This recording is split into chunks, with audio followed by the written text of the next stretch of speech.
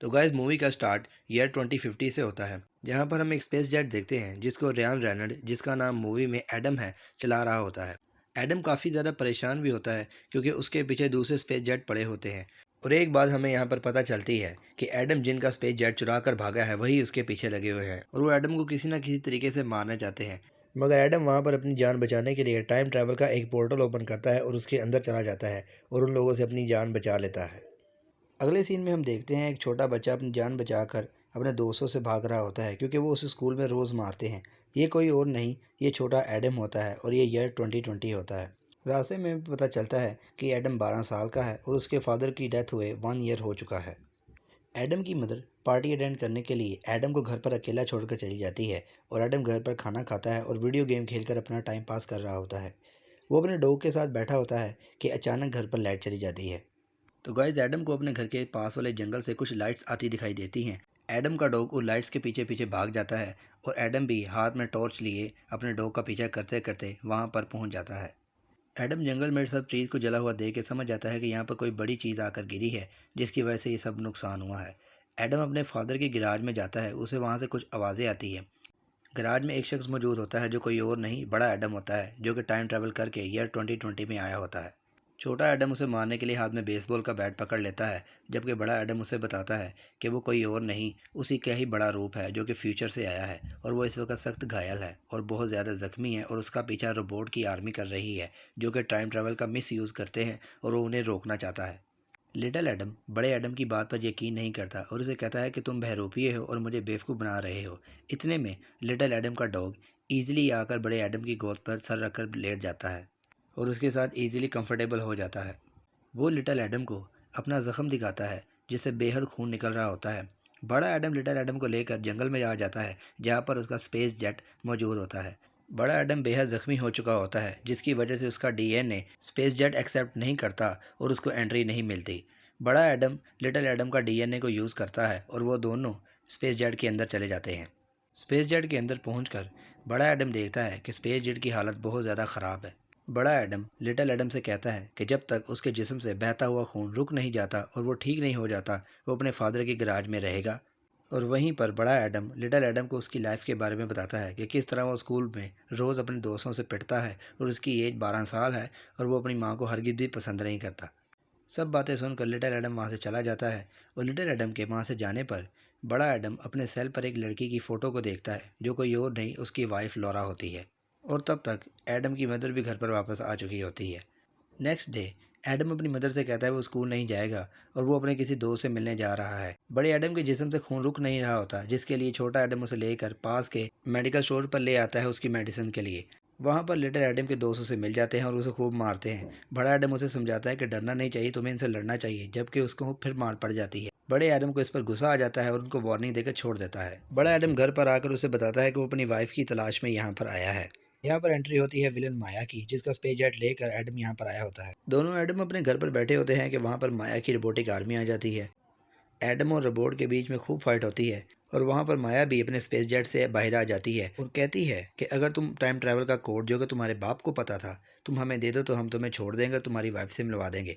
इतने में वहाँ पर लॉरा आ जाती है जो कि एडम की वाइफ है। वो एडम को बताती है कि तुम 4 साल बाद यहाँ पर आए हो, जबकि वो 2018 से यहाँ पर उसका वेट कर रही है और वो मरी नहीं थी।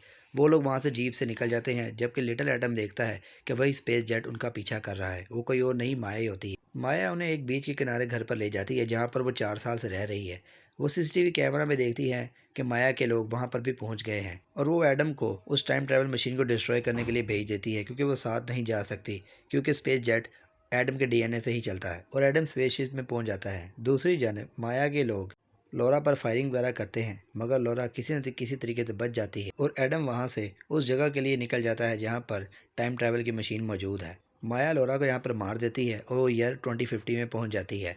माया और उसके लोग एडम का पीछा करते हैं पर बड़ा एडम टाइम ट्रैवल का पोर्टल ओपन करता है और उसमें चला जाता है। बड़ा एडम टाइम ट्रैवल के थ्रू एक यूनिवर्सिटी में पहुंच जाता है जहां पर उसे पहुंचना था और ये ईयर 2018 होता है जहां पर उसको पहुंचना था। यहां पर एंट्री होती है एडम के फादर की। वो लोग अपने फादर को यहाँ पर देखकर इमोशनल हो जाते हैं। बड़ा एडम क्लास अटेंड करने के लिए उनके लेक्चर में बैठ जाता है, जबकि फादर उसी वक्त उसे पहचान जाते हैं कि ये उनका बेटा एडम। लिटिल एडम भागकर अपने बाप को गले लगा लेता है बड़ा एडम यहाँ पर अपने फादर को बताता है कि उन्होंने जो मशीन टाइम ट्रैवल आज़ाद की थी, माया और उसके लोग उसका गलत यूज़ कर रहे हैं और एडम उस मशीन को डिस्ट्रॉय करना चाहता है। एडम का फादर कहता है कि तुम मशीन को ऐसे डिस्ट्रॉय नहीं कर सकते, इससे पास्ट और फ्यूचर दोनों चेंज हो जाएंगे। और वो उन दोनों के साथ सोरियन कंपनी, जहाँ पर टाइम ट्रैवल मशीन मौजूद है और जहाँ पर एडम का फादर काम करता था, उनके साथ जाने से मना कर देता है। दूसरी जाने में ओल्ड माया यंग माया से मिलने आती है, जो दोनों एक साथ मिलकर टाइम ट्रैवल की मशीन पर काम कर रहे हैं और अमीर लोगों के मरे हुए लोगों को जिंदा करके खूब पैसे कमा रहे हैं। बड़ा एडम लिटिल एडम को लेकर सोरियन कंपनी पर पहुंच जाता है टाइम ट्रैवल मशीन को डिस्ट्रॉय करने के लिए। बड़ा एडम जानबूझकर माया की आर्मी के हाथों अपने आप को पकड़वा देता है और वहां पर लिटिल एडम प्रोजेक्टिव गन के थ्रू वहां पर तमाम रोबोट को मार देता है और बड़े एडम की जान बचा लेता है। इतने में वहां पर एडम का फादर भी आ जाता है और उन्हें कहता है कि उनके बिना मशीन को रोक नहीं सकते। मशीन एक ख़ास एल्गोरिथम कोड से बंद होती है जो सिर्फ उन्हें ही पता है। वो दोनों कंपनी के अंदर चले जाते हैं, जबकि लिटिल एडम को वहाँ पर माया के लोग पकड़ लेते हैं।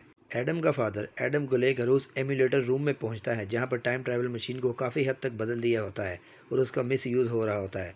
और वहीं पर माया और ओल्ड माया दोनों आ जाते हैं और उसे कहते हैं कि वो एल्गोरिथम कोड उन्हें दे दे, वरना लिटिल एडम को वो मार देंगे।